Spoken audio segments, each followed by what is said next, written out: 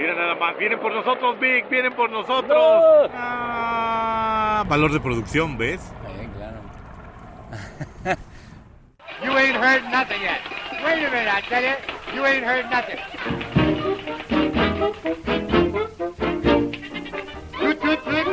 Goodbye. Esto es Toma 3, Don't cry. un podcast de cine. The little choo-choo train that takes me away from you. You don't know just how sad it makes me. Bienvenidos a Toma 3, un podcast de cine. En esta ocasión, desde estas bellas instalaciones naturales, estamos saludándolos.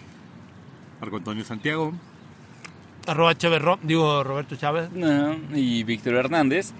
Y hoy nos convoca aquí la revolución, la insurgencia, el movimiento. ¿Qué le pasa a Víctor? Porque espuma de la boca y... El día de hoy nos toca hablar al respecto de la batalla de Argel. La batalla de Por fin algo chingón. Giulio Pontecorvo, un cineasta italiano, en una de las que me atrevería a decir ya de arranque, es una de las piezas claves del cine político de todos los tiempos. Es una de las mejores películas de cine político de todos los tiempos. 1966. Es su fecha de estreno, aunque tiene una característica curiosa, ¿no? Que es haber competido en los Óscares en 2 años distintos, porque se estrenó de manera desigual en el mundo.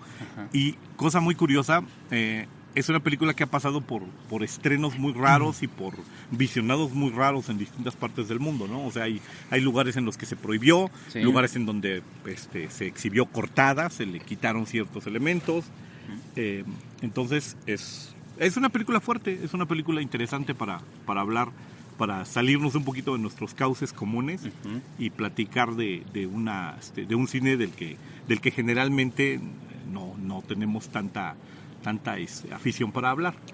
La batalla de Argel. ¿Una sinopsis o qué? ¿Estaría, no? Sí. Pues ¿a poco tiene sinopsis? Tiene una sinopsis, tiene una sinopsis básica y muy, muy sencillita. ¿Quieres que la haga yo? Pues ya sabía que ibas a decirlo. No lo sé, a lo mejor quieres hacerla tú. No, pues ahora la hago yo. O sea, no. Dale. No, pues No se sí la haces tú, peleen fíjate. ustedes, Ok. o sea. Sí, señor.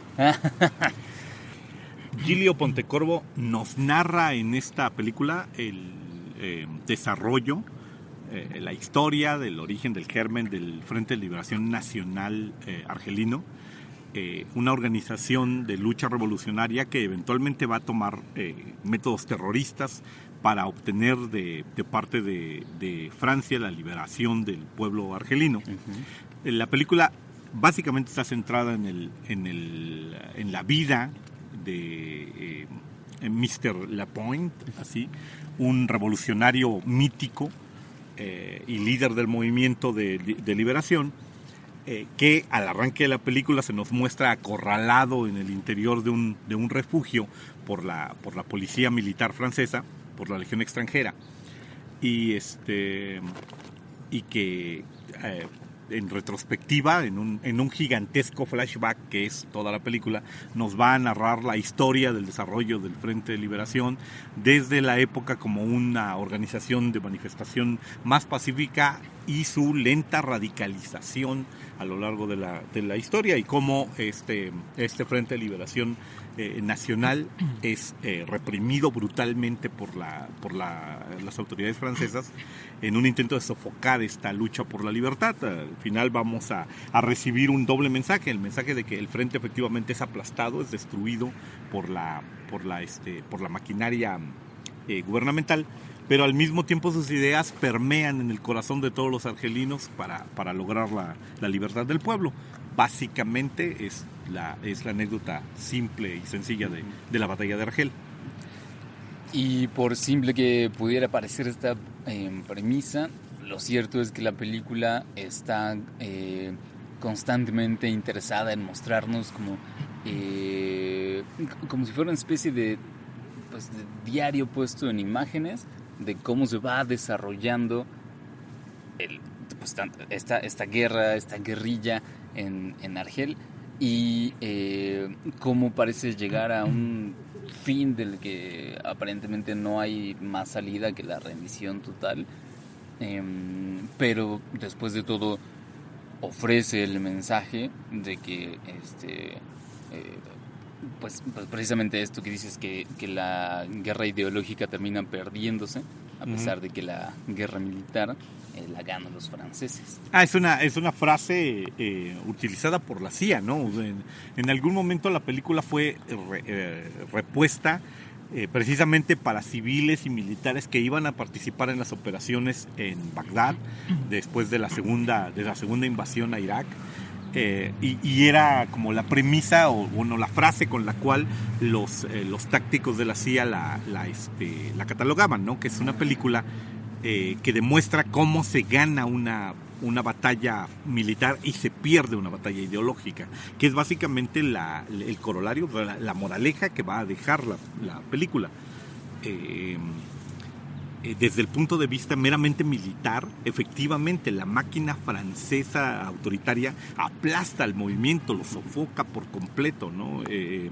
Lo sojuzga decapitándolo, quitándole a sus cabecillas, matando a todos sus dirigentes o metiéndolos a la cárcel, siendo brutal en la tortura, en el interrogatorio y en la persecución. Y sin embargo es incapaz de sofocar el movimiento ideológico y el deseo de libertad de los argelinos. Ese curiosamente sería el elemento más importante de la película, el elemento más señalado. Y el hecho de que hace tan poco tiempo haya sido vista por autoridades de esta manera como táctica, como un ejemplo, nos muestra lo potente que es esa película, que a pesar de que está estrenada hace más de 50 años, es una película que mantiene completamente su validez, es exactamente igual de fuerte hoy de lo que fue hace 50 años cuando se estrenó. Bueno, a mí no deja de sorprenderme que la película fue producida pues tan solo 4 años de la independencia de Argelia, ¿no? O sea, sí. Eran muy recientes todos los eventos y pues no sé qué tan cercano sea lo que está siendo retratado en la misma historia a lo que realmente ocurrió. O sea, por lo que entiendo hay detalles que no son totalmente fidedignos, como este grupo de argelinos que eran leales a Francia y que pertenecían al ejército y que pues en ninguna manera son retratados dentro de la historia, pero lo cierto es que sí hay un movimiento que busca la liberación de Argelia y la independencia de Francia y pues ello pues seguramente había en ese momento muchas heridas abiertas, ¿no? O sea, porque pues fue una serie de enfrentamientos muy cruentos, ¿no? O sea, a diferencia de lo que tal vez ocurrió en la India con Gandhi, pues esto es algo diametralmente opuesto, ¿no? O sea, es el terrorismo abocado a encontrar pues una vía para exigirle a aquellos que someten al pueblo argelino que los liberen, ¿no? Y que los dejen hacer su propio gobierno y su propia vida, ¿no? Entonces, yo creo que eso pues es un ingrediente extra a la hora de que Pontecorvo se pone a filmar esto, porque pues según entiendo sí estuvo en la Casbah, sí él estuvo filmando ahí en la Casbah y con gente que no eran actores y con gente con la que hubo que trabajar pues tal vez no mucho tiempo, pero sí con todos los elementos que participan de la historia para lograr este aire y este tono perfecto de documental, entre documental y ficción, que finalmente permite que la película sea muy solemne y que creamos que está demasiado apegada a los hechos reales, ¿no? Sí, aparte está basada, según tengo entendido, en una novela y en memorias de uno de los integrantes del Frente de Liberación, ¿no? Del Frente de Liberación argelino. Que de hecho participa en la película, ¿no? Ajá, es lo que tengo entendido. Para entenderla, tenemos que entender la época en la que nace. La película nace como parte del germen de esa Europa que se va eventualmente a mover hacia la famosa primavera del 68, Sí. o sea, nace un par de años antes de esta época, en medio de una efervescencia muy fuerte de presencias izquierdistas que corren a lo largo de toda Europa, ¿no? Los estudiantes manifestándose en distintos lados, los intelectuales a la búsqueda de la libertad. Europa es un lugar clave para esto. Sí. Hay que tomar en cuenta que en el momento en el que esta película sale a la luz, todavía es un pisotón muy fuerte a De Gaulle, que es una figura importante y clave para entender la guerra de independencia de Argelia, pues, y la posición de Francia frente a esto. Es una época en la que, por ejemplo, la mayor parte de las independencias se consiguen a partir como de negociaciones, como de revoluciones más pacíficas. Tú mismo señalas el caso de la India, y que a Francia le resulta muy complicado renunciar a sus colonialismos, y las batallas son más cruentas, sobre todo en estas áreas básicamente musulmanas, ¿no? En donde van a ser el germen de, uno, el odio hacia Occidente, y dos, los movimientos radicales que se van a ver, que van a dar pie a que surjan cosas como la Hermandad Musulmana, y muchos años después incluso cosas como ISIS, ¿no? Ver la batalla de Argel es echarle un ojo a un momento clave de la historia de África, del África árabe. Ajá. Y a la manera en la que entendemos las relaciones políticas e ideológicas de toda esa región. Pontecorvo es un tipo que trabaja desde muy cerca, a pesar de que fabrica un falso documental, porque en ese aire es como está hecha la película, trabaja desde muy cerca de la realidad que está retratando, y eso se siente mucho en la película, es muy potente dentro de la cinta. Sí, realmente es impactante la forma en la que uno puede prácticamente identificar escenas como si las hubiera visto en un noticiero, ¿no? Y además en un noticiero que estuviera hablando de cosas que podrían haber pasado, no sé, en Cuba, en Venezuela, e incluso la ciudad se ve, pues, o sea, es la ciudad tal cual. Entonces uno puede identificar, pues esto podría estar pasando incluso en la Ciudad de México, en algunos de esos lugares, o sea, solo porque no tuvimos una guerra de guerrillas de ese estilo, pero la película está tan cuidada en ese aspecto que parece que simplemente está siendo testigo de las cosas, no que está poniendo en escena algún desfile militar o alguna batalla o algún acto terrorista, ¿no? Parece simplemente que está diciendo, pues miren, esto pasó, ¿no? Y entonces uno puede decir, me parece muy similar a lo que he visto en otros lugares del mundo, ¿no? A otros lugares del mundo donde precisamente hay movimientos que están intentando, pues, luchar por algún ideal, ya sea la libertad de algún grupo o la independencia de un país, o simplemente correr a alguna otra potencia mundial que esté en su territorio, etcétera. De hecho, para su estreno en Estados Unidos, pues una de las bueno, los argumentos con el que invitaban a la gente a ver la película creo que fue en el 67, era pues que increíblemente no había sido utilizado ningún material de noticieros para elaborar la historia, ¿no? Entonces, pues esto pues habla justo de lo que estás mencionando. O sea, cuando uno ve la película, o sea, hemos dicho que pues hay películas que envejecen rápidamente y películas que nunca envejecen, ¿no? Ajá, o que envejecen mal, sí. Ajá, La Batalla de Argel es una película que no solo no envejece. Si a alguien en nuestra audiencia en este momento le sirve este programa para motivarse a ver La Batalla de Argel, yo por lo pronto me sentiré muy satisfecho y habrá cumplido su propósito, porque es una de esas películas que se tienen que ver. Estas famosas películas de 1001 películas antes que tienes que ver antes de morirte. La Batalla de Argel es tranquilamente una que se ganó. Está en todas esas listas. Ajá, ¿no? En todas las listas de películas. Y es por una razón muy válida. No vayan a creer ustedes que porque es una película en blanco y negro y de hace más de 40 años, de hace 50 años, es una película sencillita, o es una película palomera, o es una película trivial. Es un documento muy fuerte, cinematográficamente hablando, es un documento muy potente. Y ustedes salvo que tengan como muy pocas inclinaciones a meterse en las historias, no terminan indiferentes. Esta película consigue algo muy curioso. Es un retrato del terrorismo que curiosamente consigue ponerte del lado de los terroristas, y eso es algo muy fuerte.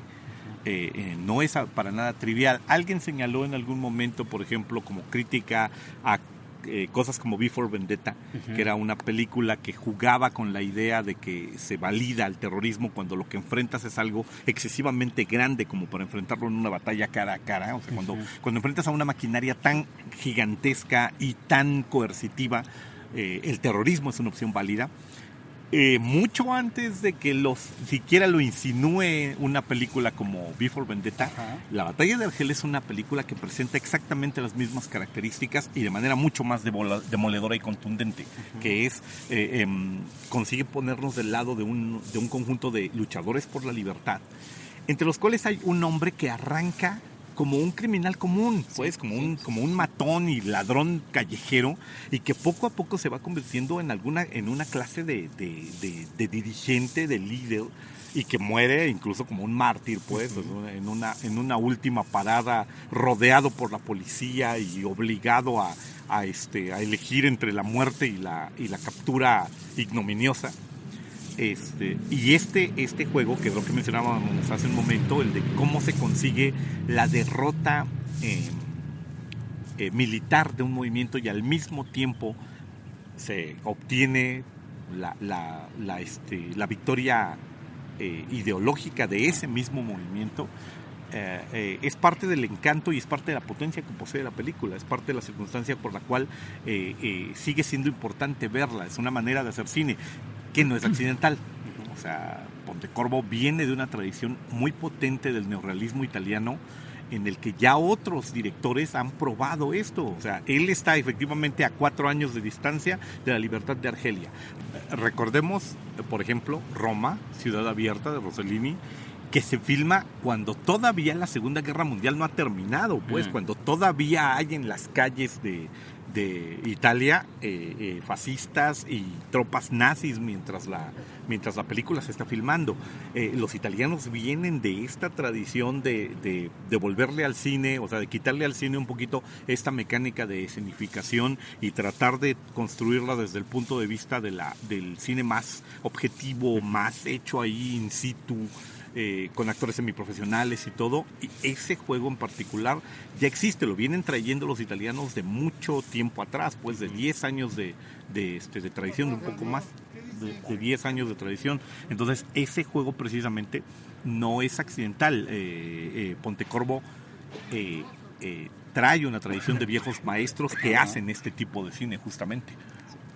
Sí, y bueno, yo creo que dos de los grandes aciertos de Pontecorvo, pues es tratar de recrear, bueno, obviamente inspirado y siguiendo esta tradición de cine realista, italiano, pues el hacer algo como un documento histórico, ¿no? O sea, el buscar que los hechos estuvieran no solo muy apegados, digo, también él pensó en hacer un guión bastante sencillo, o sea, vamos a enfrentar a dos grupos, o sea, no vamos a mezclar las cosas tan complejas como pudieron haber sido, sino, bueno, son los argelinos que buscan su independencia a través del Frente de Liberación Nacional, y pues la Francia que ha estado ahí por 130 años y no está dispuesta a ceder en ese sentido, ¿no? Entonces, tratando de enfrentar estos dos grupos en este guión que mencionamos, pues el resultado es buscar que esto aparente ser un documento que está más asociado a los hechos reales que ocurrieron verdaderamente en esta batalla que hubo por la independencia de Argelia, y el usar sobre todo no actores, o sea, gente que seguramente en algunos casos, bueno, como es el caso de las memorias del escritor de estas memorias, que incluso estuvieron dentro de los hechos que están ahí retratados, ¿no? Entonces, pues eso le da un gran realismo, ¿no?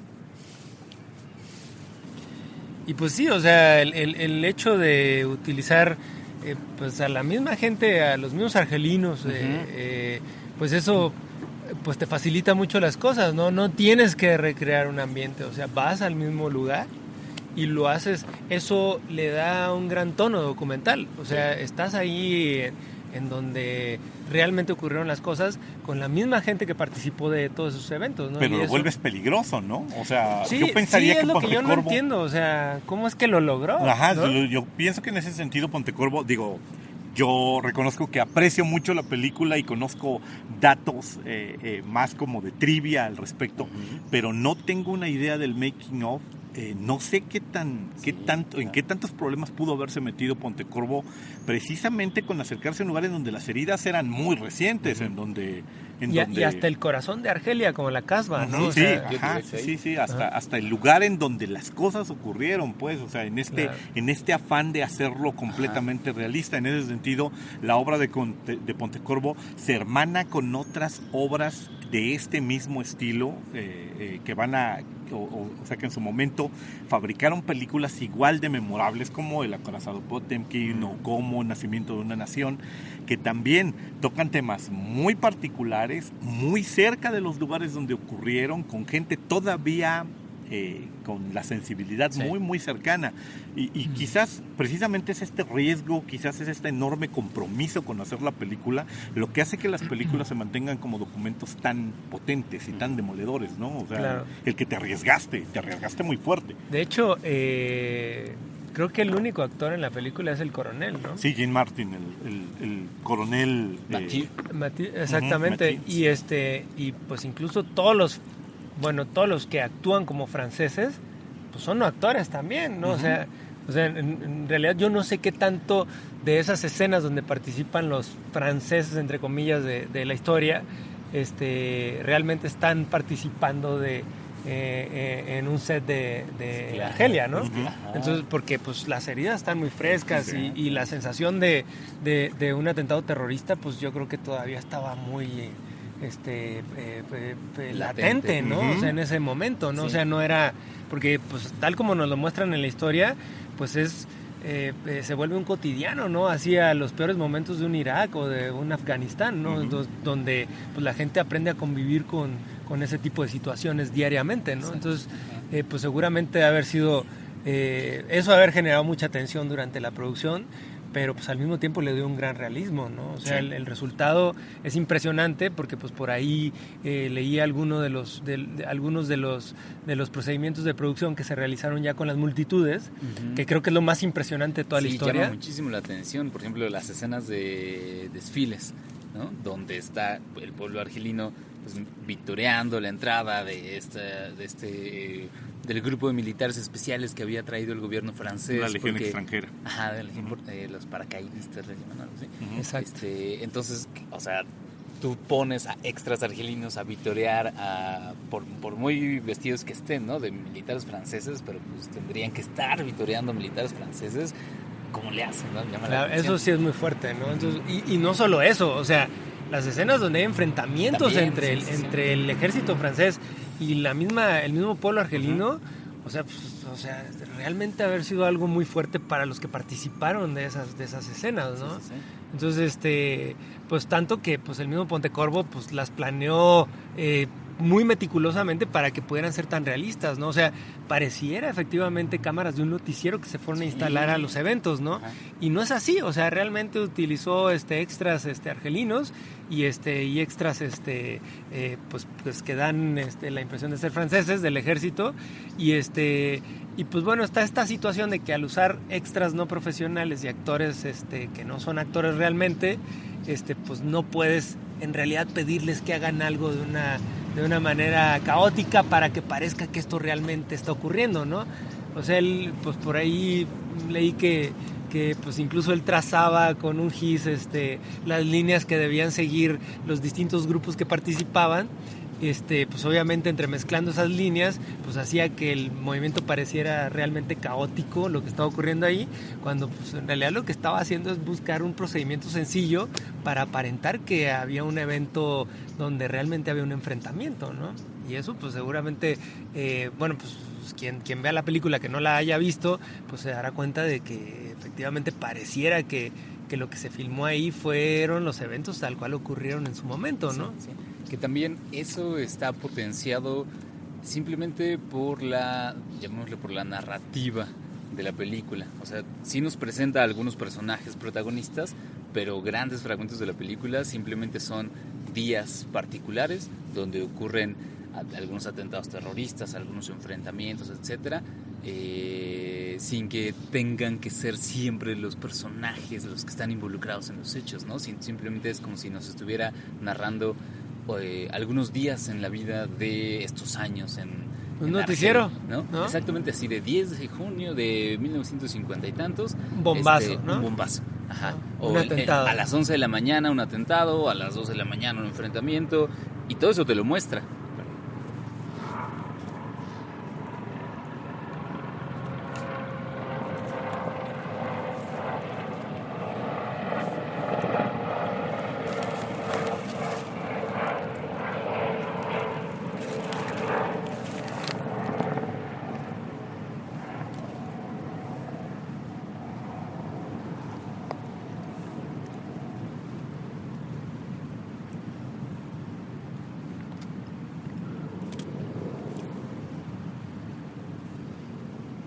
A las 11 de la mañana un bombazo, a las 2 de la tarde un enfrentamiento, luego en la noche un atentado, y luego al día siguiente, y te empieza así a dar un recuento de ese fragmento de la historia en particular, como que intentando que nos quede claro cómo estaba la situación en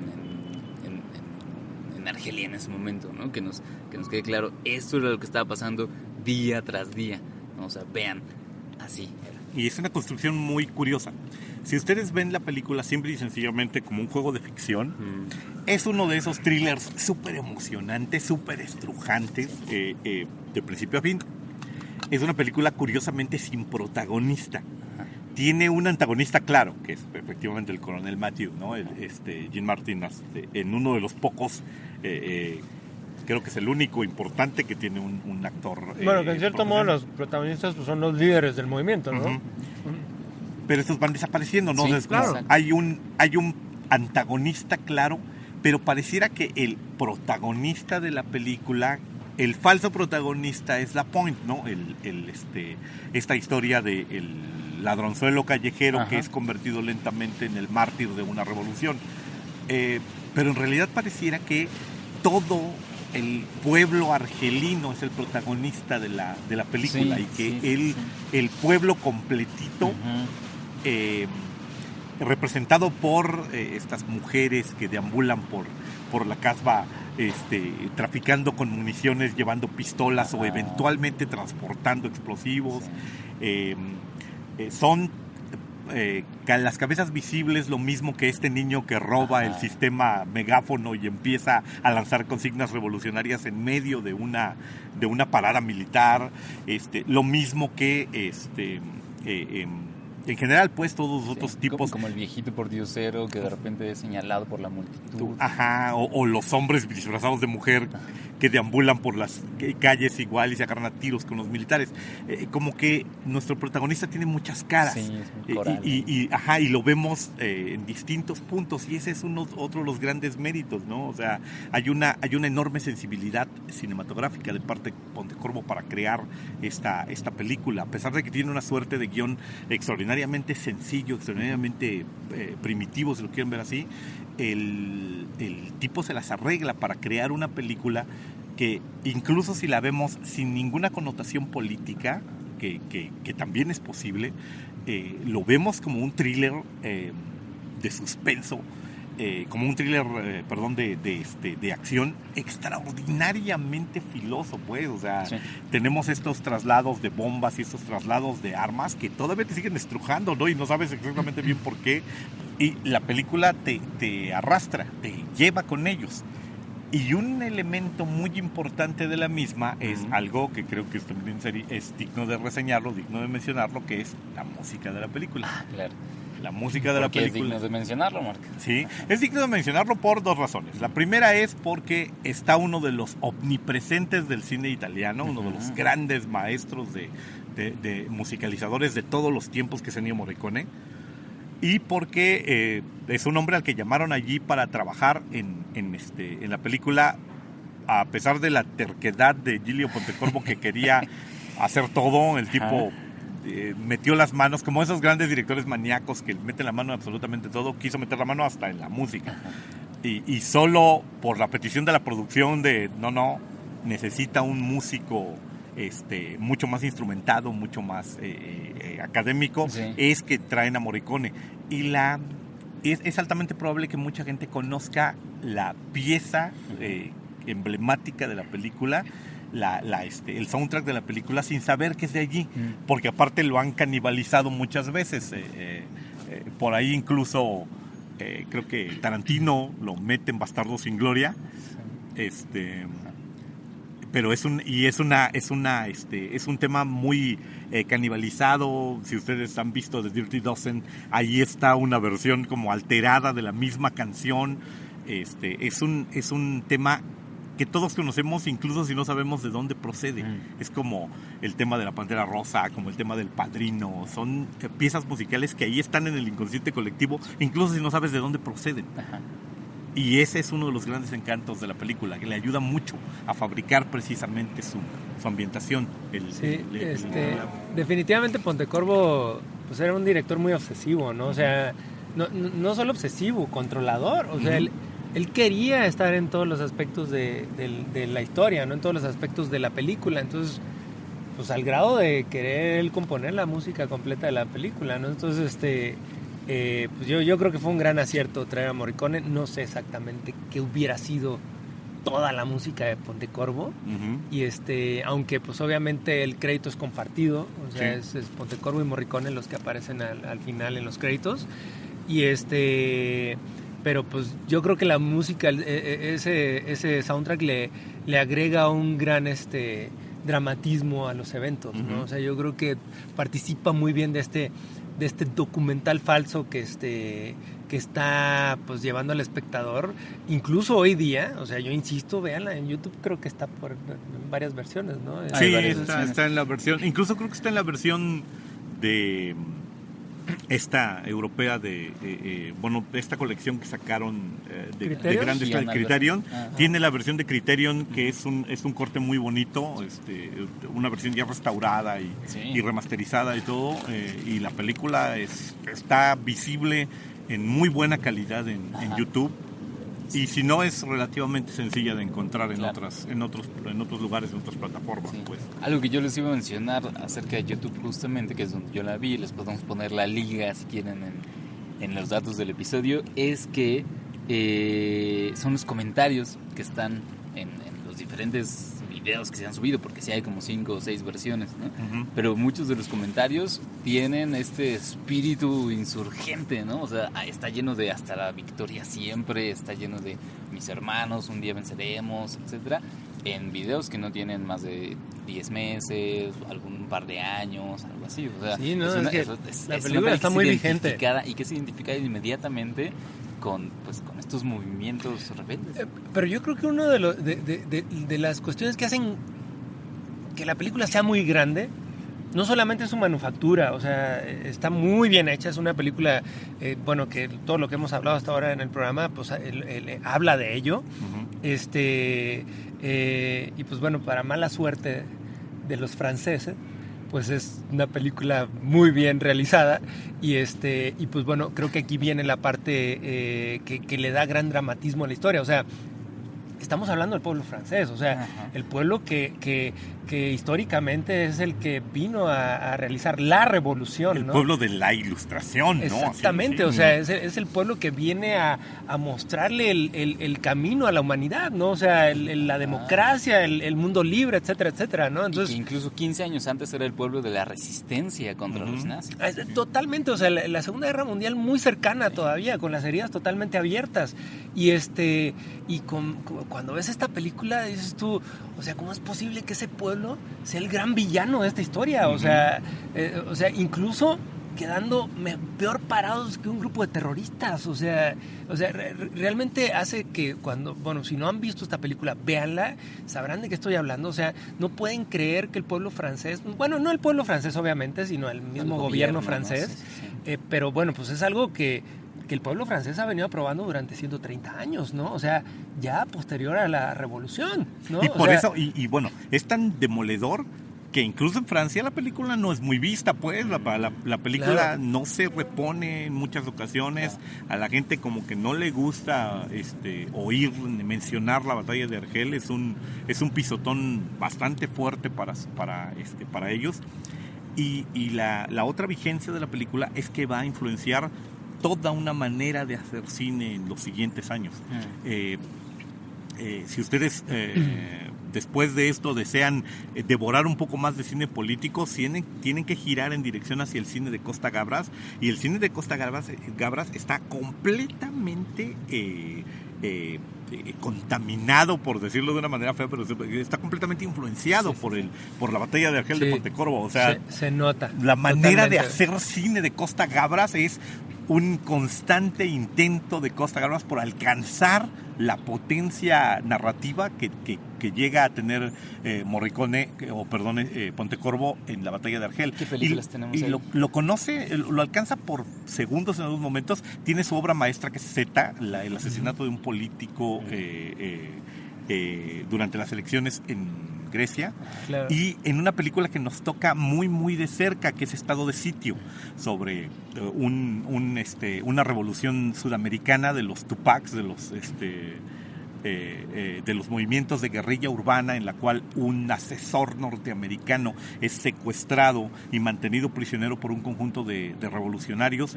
Y mientras estamos viendo esto, medio documental, medio narrativo, y estamos oyendo las declaraciones de cómo se constituye la famosísima escuela de entrenamiento que la CIA tiene para entrenar militares de las dictaduras sudamericanas para reprimir movimientos populares, tiene justo esta narración. De hecho, es muy muy parecida en el sentido de que si ustedes ven Estado de Sitio arranca con la escena de agente norteamericano representado por Yves Montand, asesinado, y nos cuentan al revés, nos cuentan en flashback toda la historia de cómo este hombre ha venido disfrazado de funcionario gubernamental y en realidad es un entrenador de antiguerrillas, un entrenador de antiterrorismo en Sudamérica, y la película es perfectamente representable para cualquier país de América que haya vivido este fenómeno, que lo vivieron Uruguay, Chile, Paraguay, Brasil, Argentina, prácticamente, y Bolivia, prácticamente todas las dictaduras sudamericanas de los años 60, 70 y 80. Ahora, yo ahora que lo mencionas, pues yo creo que Costa Gabras, yo creo que es el director más influenciado por Pontecorvo. O sea, sí, es porque un de hijo hecho, directo, pues en este momento recuerdo Amén. Ajá. O sea, tiene, pues digo, no es exactamente una historia igual, pero tiene muchas similitudes con Capó, ¿no? Uh-huh. O sea, toda esta cuestión de lo que está ocurriendo en un campo de concentración, o sea, cómo surge incluso en esas condiciones totalmente adversas y extremas, el amor entre una judía y un guardia nazi, ¿no? Uh-huh. Entonces un guardia que está ahí en el campo de concentración justamente cuidando a los judíos, ¿no? Evitando que se fuguen, etcétera. O sea, en Amén, pues Costa Gabras es demasiado polémico porque, o sea, no voy a decir que está defendiendo, pero en realidad está colocando la perspectiva de aquel individuo que era el que colocaba estos tanques de gas ciclón para las cámaras de gas. Uh-huh.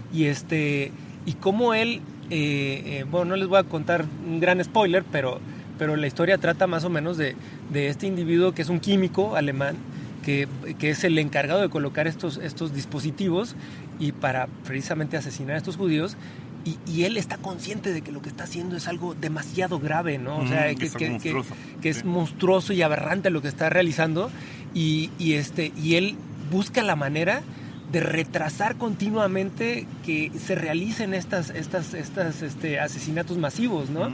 Entonces él, de algún modo, pues un día menciona que pues hay un problema con la cámara, que el gas no llegó a tiempo, que durante toda la película él está realizando este tipo de acciones, justamente tratando de reducir el impacto en cuanto a los asesinatos masivos de judíos en estas cámaras, ¿no? Y dice uno, pues al final de la guerra, pues ¿quién es uno de los grandes culpables? Pues obviamente el que colocaba ese gas para poder para poder asesinar a toda esta gente, ¿no? Entonces tú ves esta película y al final te quedas con una serie de sentimientos encontrados. O sea, no puede ser, o sea, que yo esté teniendo simpatía con el tipo que era el encargado de asesinar a toda esta gente. O sea, no era un guardia, o sea, no era alguien que estaba por ahí nada más vigilando. O sea, era el encargado, aquel individuo dentro del campo de concentración que efectivamente era el encargado de realizar lo mayormente posible estos asesinatos masivos, ¿no? Estas ejecuciones. Entonces, pues no sé, o sea, yo creo que es un discurso muy similar al que realiza Pontecorvo, o sea, de ponernos en los zapatos de los que normalmente tachamos como los villanos, villanos de la historia, y pues bueno, pues decir, pues quién sabe qué haría yo en una situación así, ¿no? Entonces, digo, es un gran atrevimiento de parte de un director, ¿no? O sea, y tanto Pontecorvo como Costa Gabras lo hacen en varias ocasiones. Nos presentan esta relativización perturbadora con respecto a la violencia que vamos a ver en muchas películas políticas importantes. O sea, en Estado de Sitio, Yves Montand es un torturador al que, sin embargo, se nos presenta como un hombre razonable y tranquilo, que es interrogado de manera relajada por un conjunto de revolucionarios que se la pasan señalizándole y echándole en cara su comportamiento, y a lo que él responde con yo soy un simple operario, soy un simple soy un simple enviado, soy un simple entrenador, un profesor, ¿no? Lo vamos a ver en películas posteriores como Hannah Arendt, en donde se presenta el juicio a Adolf Eichmann, y en donde también, o sea, se habla de la banalización del mal, ¿no? Hay un hombre que es el arquitecto de la solución final, el arquitecto de la matanza de judíos en la Segunda Guerra Mundial, que dice: yo obedecía órdenes, y que se presenta como se nos presenta cuando la mayoría de las veces todos pensamos en términos de monstruos, en términos de gabardinas negras y tipos con colmillos de vampiro. El tipo aparece como un funcionario, como un abogado, lo podríamos imaginar como un contador, sentado allí con unos anteojos gruesos, ya quedándose calvo, y burlándose de los que lo juzgan y diciendo: yo hacía mi trabajo, ¿no? Claro. Que va a ser una constante de muchos elementos de cine político posteriores. Entonces, en la batalla de Argel, en donde efectivamente, ustedes véanla, si al final de la película tú no estás del lado del terrorista, es porque la película no te llegó, pero lo cierto es que a lo largo de la misma has visto a este conjunto de luchadores por la libertad hacer cosas horribles, sí, hacer cosas francamente reprobables, atacar a inocentes, y sin embargo la película consigue, sin demagogia, sin ningún discurso panfletario, consigue ponerte del lado de ellos. Sí, ese es un enorme mérito. Eso es increíble, porque, sí, o sea, tú ves que Pontecorvo no busca tomar partido, o sea, él simplemente te está mostrando los eventos. Incluso cuando se colocan estas bombas en estos espacios públicos, o sea, él te está mostrando cómo la persona que está colocando la bomba observa a la gente que unos segundos después va a matar, ¿no? Entonces, pues vemos entre la gente, pues jóvenes, vemos niños, vemos pues gente que aparentemente no tiene nada que hacer como víctima en una guerra, ¿no? Entonces, pues el mismo terrorista como que tiene un momento de decir: ¿qué es lo que voy a hacer, no? O sea, que voy a asesinar a inocentes, ¿no? Sin embargo, es necesario, ¿no? Sí. Y es muy grave para el espectador, o sea, decir, pues es que, o sea, tiene un motivo para poder realizar eso, ¿no? Y pues bueno, pues el resultado es Y a pesar de que, por ejemplo, Dean Martin, el coronel Matthew, es presentado también como el antagonista, no termina de desagradarte, ¿no? O sea, al final es un personaje que aparece como un militar, como un tipo que solo tiene una solución. Esta famosísima frase de las películas norteamericanas que dicen, fulano de tal es un martillo, para él todo el resto del mundo son martillos o clavos, ¿no? Si son martillos son compañeros y si son clavos hay que golpearlos. Consigue mostrarte que el otro tipo tampoco es culpable, tampoco es un monstruo, ¿no? Pareciera que son dos fuerzas irreconciliables enfrentadas que no tienen más objetivo que chocar, ¿no? Están en un curso de colisión. Tal vez bajo cualquier otra circunstancia podrían terminar siendo colaboradores, pero en esta circunstancia específica chocan el uno con el otro y cada uno hace lo mejor que es capaz de hacer. Sí. Este discurso es muy potente y muestra el quilataje de Pontecorvo como director. Eso a mí me parece muy cautivador de la película, en varias escenas donde precisamente se muestra, digamos que la naturaleza del personaje del general Matthew, de cómo se enfrenta a la prensa, por ejemplo. Le hacen preguntas de, no, pues es que le parecen bien los métodos adecuados, etcétera, y él dice, bueno, a ver, nosotros vinimos aquí porque, o sea, toda la opinión pública estaba en contra de la insurgencia, ¿no? Y se nos llamó y vinimos, estamos haciendo nuestro trabajo. Si en este momento Argelia nos dice que no nos quiere aquí, nos vamos. Pero eso no va a ocurrir en los siguientes días, entonces pues vamos a hacer nuestro trabajo, y es nuestro trabajo. Eso por un lado, y luego por el otro, incluso en estas escenas donde comparte cuadro con los líderes de la insurgencia, y el trato es pues como de mucho honor, ¿no? O sea, donde incluso le dice, si hubieras hecho las cosas de otro modo, te hubiera dejado de respetar, ¿no? Pero lo hiciste así, y es lo que yo esperaba de ti como antagonista. Sí, exactamente. Claro, entonces no es un villano tal cual. No lo es. O sea, lo que termina siendo el villano de la historia son los métodos. O sea, es uno, bueno, pues es que estamos ante un ejército que de algún modo es liberador del mundo. O sea, durante la Segunda Guerra Mundial pues fueron sometidos, pero al final triunfaron, ¿no? Con ayuda obviamente de los aliados, pero al final triunfaron. Sin embargo, ya tenían 100 años sometiendo a Argelia, ¿no? O sea, y sin embargo habían construido una narrativa muy curiosa, ¿no? Que es la famosísima narrativa de la Legión Extranjera. La narrativa de estos héroes que iban a combatir a otro lado, o sea, tan convertidas en símbolos, en íconos cinematográficos. Esta imagen del soldado con el pequeño gorrito de cuero que le cubre la nuca, enterrado en la arena y combatiendo por la libertad allí en donde había salvajes por todos lados. La imagen romántica de la Legión Extranjera, que está tan convertida en héroes como están convertidos en héroes los piratas, o como están convertidos en héroes los bandidos a los Robin Hood, o los bandidos del viejo oeste.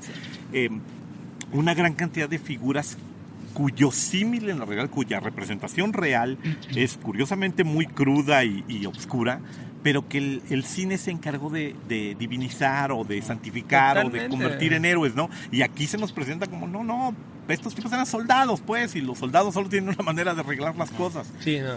Ese es otro de las curiosidades que tiene como meritorias la batalla de Argel para verse, ¿no? Y la verdad es que fue un gran atrevimiento de Pontecorvo, ¿no? O sea, porque, bueno, dijera uno, bueno, pues es un director francés, ¿no?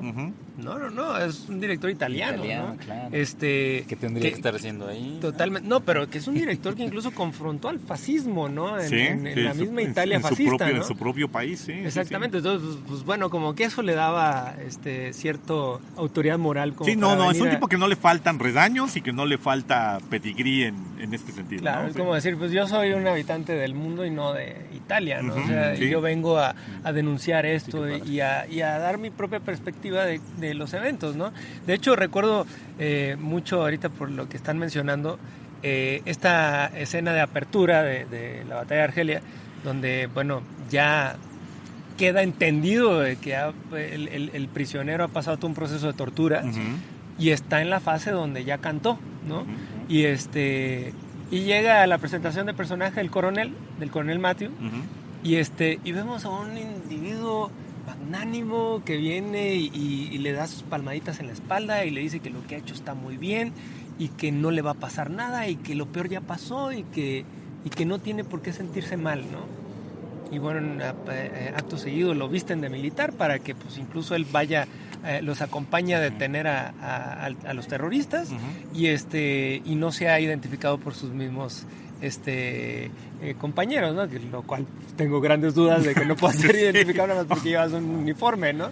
Pero vemos a los franceses como que, pues mira, son buena onda, ¿no? O sea, te torturan, pero al final te dan tus palmaditas. Sí, al final te premian y te dicen, hiciste lo correcto, claro, ¿no? Sí. Y pues bueno, y posteriormente pues ya vemos verdaderas escenas de tortura en la película y que están muy bien realizadas. Sí, ¿no? Y te quedas tú, no, pues está cañón, o sea, todo sistema se corrompe al extremo, ¿no?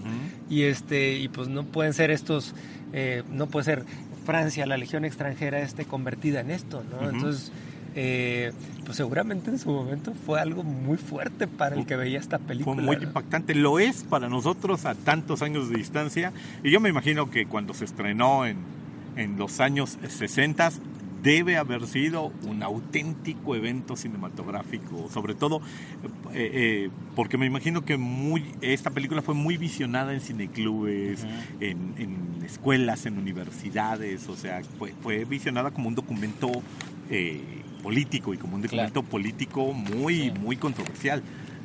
No, nomás eso, o sea, ganó León de Oro en Venecia, ¿no? Sí, o sea... sí. No trae Claro. poca recomendación. Y había, o sea, pues realmente Pontecorvo siendo Pontecorvo en su misma tierra, ¿no? Entonces, ganando un premio de talla mundial y denunciando lo que apenas 4 años antes había ocurrido, ¿no?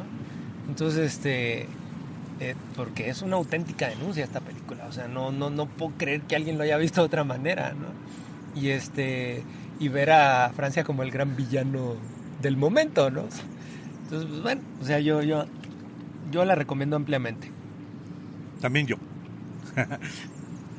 Ahora, en la actualidad, bueno, además de Costa Gabra, ¿quién más podemos incluir por aquí? ¿A Oliver Stone? ¿O a...? Haciendo cine político ahorita, De ese corte. yo diría que estaría Ken Loach, por ejemplo. Muy bueno Ken Loach. Ajá, él tiene también su vena combativa dentro de su cine, muy local, eso sí. Muy local y muy sutil. Ajá, ¿no? él sí. ¿Cuáles, por ejemplo? Tenemos yo soy Joe Blake, ¿o cómo se llama? Ajá. Muy buena, que fue Palma de Oro precisamente hace un año o 2. Sí, tenemos 2 años. Lluvia de Piedras, ¿sí? Ajá. De sus primeras películas que también mereció atención en Cannes y que recuerdo mucho una de las presentaciones más accidentadas, una de las mesas de Cannes más accidentadas. Hubo intercambio de insultos con el presidente de Cannes en ese momento, que si no mal estoy era Angelopoulos o alguien por el estilo, y hubo intercambio de insultos. O sea, Ken Loach también es otro tipo. Él hace cine político, pero hace un cine político más, efectivamente, como dice Beto, más sutil y mucho más local aparte, muy centrado en Inglaterra y en sus naturales problemas. Pero es otro hombre que está haciendo cine. Lo cual creo yo hace que su cine sea pues mucho más significativo y apreciado, ¿no? O sea, porque bueno, vemos un Oliver Stone haciendo cine muy político, Ajá. o sea, pero creo que la sutileza prevalece a la gran producción, ¿no? Sí. En el caso de Ken Loach, ¿no? Sí, y aparte es cuando hace cine político, o sea, por ejemplo, en este momento creo que el cine político ha girado mucho hacia el documental. En el documental es en donde están los grandes exponentes del cine político, ¿no? O sea, el cine político de ficción ya tiene como menos representantes claves, como menos seres poderosos, sino, pues digo, tienen ustedes que voltear a ver a Alex Gibney, tienen que voltear a ver al mismo Michael Moore, con todas las acusaciones aparte de manipuladores y de maniqueos, pues, o sea, de hacer un cine efectivamente político y controversial, pero solo en dirección hacia las personas que a ellos personalmente les molestan, ¿no? O sea, perdiendo por completo la objetividad. Ellos, de hecho, hay un momento en el que Gibney defiende a Moore diciendo que efectivamente Michael Moore no es objetivo, pero tampoco lo son los noticieros, ¿no? Y por tanto no hay de qué extrañarse, pero sí, yo pienso que en este momento toda la potencia que pueda tener el cine político está en el lado de los documentales, está con los creadores de documental y mucho menos con los directores de ficción. O sea, el documental está cobrando demasiada fuerza en los últimos tiempos. Y pues bueno, pues es una forma de contar eventos cinematográficamente, porque bueno, pues está la gran discusión de que tanto el documental es realista, o sea, objetivo. Todos los documentales tienen yo creo que un 80-90% de ficción, y pues lo que hace muy realista el documental pues es precisamente que no hay aparentemente nada actuado, o sea, lo que estás viendo ahí está realmente ocurriendo, ¿no? Y pues bueno, pues después con la habilidad del editor pues tenemos una historia que puede resultar en algo muy bien contado, ¿no? Es muy económico, definitivamente. Y eso te permite pues abordar las historias de una manera que la ficción pues te llevaría mucho esfuerzo y muchos recursos, ¿no? Y están los valores de producción, que es el hecho de que si estás retratando un evento relativamente cercano, pues no tienes más que ir con la cámara, y suena muy sencillo, puede parecer que desprecio el asunto, no lo desprecio, en serio, pero es mucho más accesible, porque te juegas la vida, pues pones a tu camarógrafo y lo mandas a las manifestaciones, lo mandas a Irak, lo mandas a Alepo, lo mandas en su momento a Sarajevo, y bueno, pues se juega la vida, pero va a salir de ahí con material que es oro puro, pues, o sea, ya nada más tiene el pequeño inconveniente de salir vivo del lugar, ¿no? Pero va a salir de ahí con material muy bueno, que ni siquiera es una idea tan nueva, ¿no? Que el mismo Pontecorvo en los 60s pues pudo reproducir en un lugar de Argelia, ¿no? O sea, sí, justamente. Sin tanto peligro, ¿no? Sí, ya habiendo dejado pasar un poco de tiempo, aunque como lo habíamos planteado en algún momento, ¿no? ¿Quién sabe qué haya significado para él recrear estas escenas con las heridas tan cercanas, ¿no? Con el evento tan reciente en la mente de la gente. Y lo cierto es que también en estos tiempos el material disponible que puede usar un documentalista pues excede muchísimo seguro lo que se podía usar en los 60s, ¿no? O sea, ahora tienes no solo lo de los noticieros, que hay un chorro de noticieros locales o globales en muchos países, sino además todo lo que los usuarios de internet suben. Sí, el ojo público, ¿no? Esa bestia de millón de ojos que son los teléfonos celulares, que te permiten rescatar metraje extraordinariamente fuerte, precisamente porque ahora todo el mundo tiene una cámara al alcance de la mano, ¿no? Puede no ser un gran camarógrafo, pero la posibilidad de obtener imágenes valiosas ahí está. Entonces yo por ejemplo me pregunto cuánto habría costado ahora una peli como La batalla de Argel, ¿no? Pues yo creo que con la creatividad para dirigir y de producir de Pontecorvo no hubiera sido tan cara, porque parece una película muy cara, sí, parece. Pero ya una vez que uno se mete en las entrañas de la producción sin saber los costos, te das cuenta de que economizaron mucho, ¿no? O sea realmente, pues digo, de entrada trabajas con no actores, y eso pues te abarata mucho la historia, ¿no? Y después pues colocas varias cámaras en una escena de un enfrentamiento, y pues te puedes dar el gran lujo de no utilizar demasiados extras, ¿no? Y pues gracias a la colocación del ángulo de las cámaras y a la manera en que se mueven los participantes, pues puedes recrear la sensación de que eso está ocurriendo en toda una ciudad, ¿no? Y que además que la escala es grande, ¿no? La escala de lo que está ocurriendo es grande. Sí, o sea, yo estaba viendo la película y decía o sea, ¿cómo lograron esto? O sea, es realmente impresionante, o sea, hasta los efectos especiales son impresionantes, o sea, las explosiones, los bombazos, los choques, las escenas de acción no dejan de impactar, o sea, dices tú, o sea, ya hay una sensación documental ahí, y dices tú, bueno, pues aunque se ven pecadillos a la hora de ver los efectos, viene un corte tramposón y luego vamos a la sangre, pero dices tú, no, pues es que esto sí pasó, o sea, es un Ajá. bombazo, Sí, o sí, sea, ¿no? estoy viendo la realidad. Sí, estoy viendo la realidad retratada. Totalmente, ¿no? Muy bien, pues la batalla de Argel entonces. Sí. ¿Algún comentario final que quieran hacer? No es el único cine político y no es el único cine al que le dedicaremos bueno, programa de este estilo. Exactamente. Espero que esto sea el banderazo de salida de varios programas de este corte. Ujú. Pero podríamos mostrar algo desde los meros orígenes del cine, ¿no? Ajá, o sea, sí tenemos ejemplos, un ¿no? nacimiento de una nación como Tenemos por ahí, yo creo que el cine de Eisenstein tiene mucho de el político, acorazado. ¿no? Potemkin tiene mucho de Claro, en algunos casos propaganda, pero bueno, o sea, funciona. pero es curioso, ¿no? Cuando la propaganda está en manos de un verdadero artista, ¿no? Entonces se vuelve aún O sea, más exacto. llamativa y más poderosa. Incluso por aquí, creo que Netflix tiene un documental por ahí, una serie de capítulos de estos directores de Hollywood que fueron a documentar la Segunda Guerra Mundial. John Ford, Capra, ¿quién más anda por ahí? Wyler, ¿no? Creo que Wyler William también, Wyler, exactamente. sí.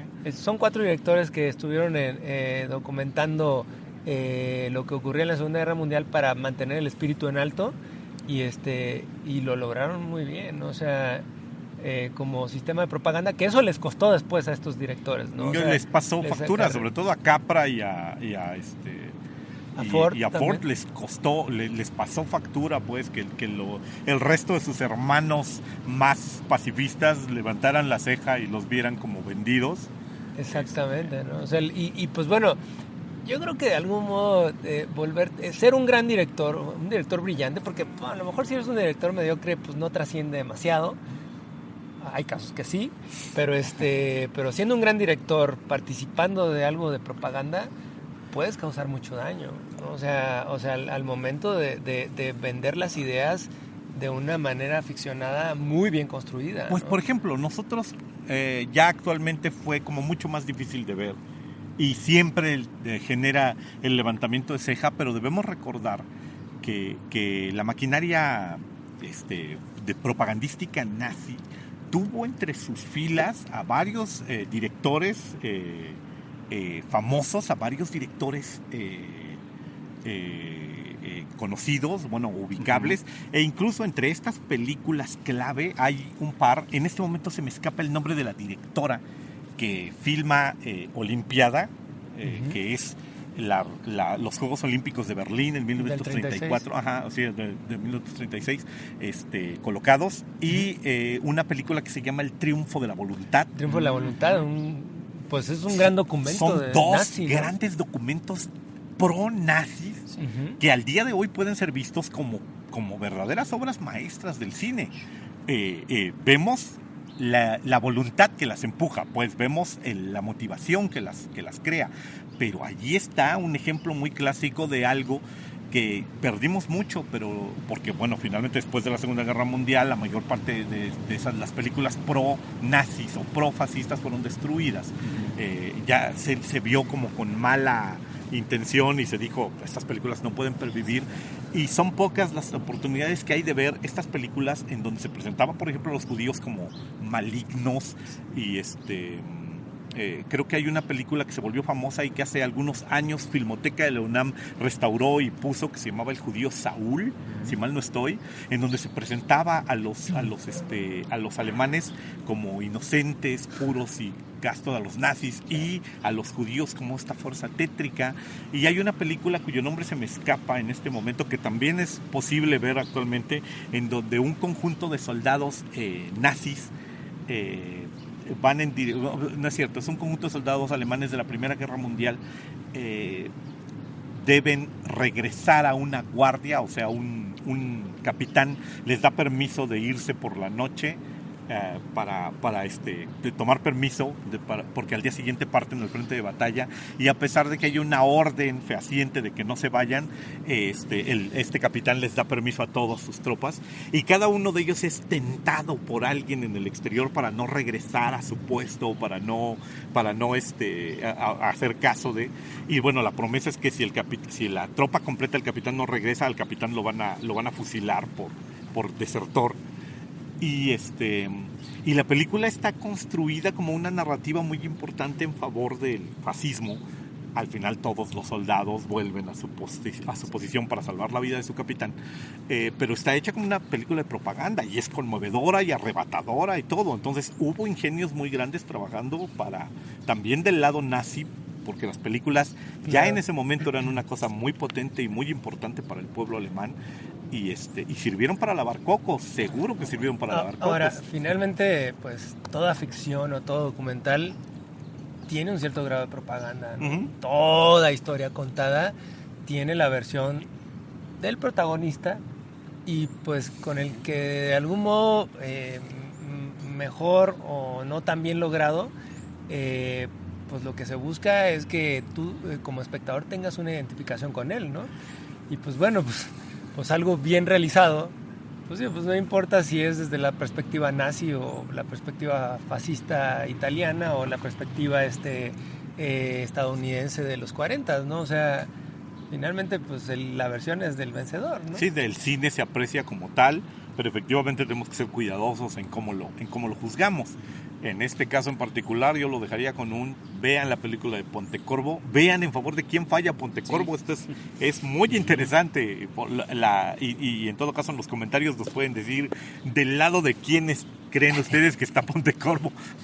Sí, no solo eso, de qué lado está Pontecorvo. Ajá. Y lo cual puede ser algo totalmente noble y defendible, como una causa que es justa, pero los métodos son los que son difíciles para el espectador, ¿no? Sí. Muy bien, bueno, pues hablando de comentarios, tenemos algunos comentarios que desahogar. Fíjense, en el episodio 35, predicciones de los Óscares, nos escribe Víctor Antuna, el usuario de iVoox, que estaría muy bien que ganara en edición Baby Driver. Concuerdo con eso. Esperemos que la Academia no considere lo que pasa con Kevin Spacey y sus acusaciones para desplazar esta película. Y abajo tenemos un comentario. Ocurrió. Sí, pero curiosamente no en el personaje. Sí, no, efectivamente. Y luego tenemos un comentario de un tal Robert Chamán. O sea, tenemos un comentario primero de Víctor, que es tu cuenta falsa, y luego uno de Robert, que es la cuenta falsa de Beto. Bravo, Muy bien. Claro, respondiéndole a Pic. Veamos qué evalúa la Academia en esta ocasión y manda saludos. Luego, en el episodio de Black Panther, tenemos un comentario de Javi Cabrera que dice: Don Cheadle y su célebre personaje de Ice Tray en El Príncipe del Rap. Felicidades para el crew de Toma 3. Qué bueno que el proyecto Quinetos tiene una continuidad aquí. Saludos, Master. No sé de lo que está hablando. ¿Quinetos? ¿Proyecto Sí. Quinetos? No sé de lo que está hablando. No tengo idea yo tampoco de qué esté hablando. Sí. No, hombre, saludos también. No, el Cabrera nos seguía desde la época de que hacíamos kinetoscopio y reacción en cadena. Qué bueno que nos haya encontrado otra vez, porque ya llevamos 30 programas y apenas se acaba de dar cuenta. Bueno, pues aquí será bienvenido, por supuesto. Y qué bueno que ya no nos vemos en una imagen. Sí, qué bueno que ya la gente no nos ve, o sea, solo nos oye. Feos, Sí. ¿no? Nuestras voces nos hacen creer al resto de la gente que parecemos más bien como versiones mexicanas de Christian Bale. Sí, claro, o sea... y Tom Hardy, Pues sí. y tal vez alguno de nosotros sea como en la mente de todas las personas como un Heath Ledger, así, Claro. así juguetón. Es como, sí, siempre, como dice la canción, siempre es mejor el verso aquel que no podemos recordar. Ajá. Así nosotros, Ajá. nuestra cara es mejor cuando no la podemos ver. Cuando nadie la ve. Y Víctor, el mismo Víctor Antuna, también comenta acerca del final del episodio y dice: el peor chiste al final. No sé a lo que se refiere, pero... ¿Cuál es el...? Hay que volver a final oír de los Óscares? No, en el episodio de Black Panther. Hay que oír Habrá que- hay que oír otra vez el programa para ver cuál es el chiste. Al que se refiere. Y A lo mejor no lo editaste, Vic. pues, a lo Ajá. Lo mejor dejaste tal cual. dejé tu chiste que O sea, necesitabas Porque yo pienso que si un programa no lo editas, güey, es un mal chiste, güey. Sí. Y bueno, finalmente en Twitter también en nuestras predicciones, nosotros decíamos que mejor canción original sería para Remember Me. Excepto yo. Y el, no, ¿cómo no? Sí fue. Y el usuario Vanessa Mueller 25 dice: Mystery of Love es la mejor. ¿Así? Y bueno. Así, Así y dice, y si no lo aceptamos, se rompe la cara con cualquiera de nosotros el día que queramos. Está Sí, bien, eso dice. órale. Eso no lo canta, pero bueno, se intuye de su... Ajá. De lo asertivo de su comentario, Muy bien. se intuye que nos parte la cara. Está bien. Muy bien, enviamos pues saludos a todos los que nos comentan, y si ustedes igual quieren dejarnos algún comentario, lo pueden hacer tanto en iVoox como en nuestro correo toma3podcast@gmail, como en Twitter @toma3podcast. Y ahora estamos estrenando un canal de YouTube que se llama igual Toma3 Podcast Y donde... Facebook, ¿no? Ah, y Y Facebook también, nos Facebook pueden buscar en tenemos Facebook ahí. como Toma3 Podcast. Podcast. Así, Ajá. porque eso es lo que somos, Toma3, Sí. un podcast de cine. Ahí nos pueden dejar cualquier comentario, vamos a estarlos leyéndolos, los agradecemos insultándolos. mucho, algunos y otros no, Ajá. los agradecemos. Y bueno, pues nos estamos escuchando en la siguiente ocasión. Muchas gracias por habernos escuchado. Sí. Ahí se despiden de ustedes. Marco Antonio Santiago, Pollo Cinéfilo. @HBRO Roberto Chévez. Y Víctor Helio, @Víctor Helio, con saludos de José Ramón Sánchez, que no estuvo en esta ocasión. Por si no lo notaron. Que se fue a... dice que se fue a rebelar contra las grandes cadenas de cine. Para que lo dejen ver, Insurgencia, para que lo dejen una ver insurgencia, Annihilation eso dice. gratis. Eso, ajá, que va a poner algunas bombas y no sé qué. Ah, que se Pero pudra. bueno, pues tiene Va a sus poner las planes. bombas yucatecas seguramente. La verdad, en Twitter. Bien, bueno, nos estamos escuchando después. Gracias. Nadia. Don't cry, Shirley, don't cry. Ah! Goodbye, Shirley, I gotta bye.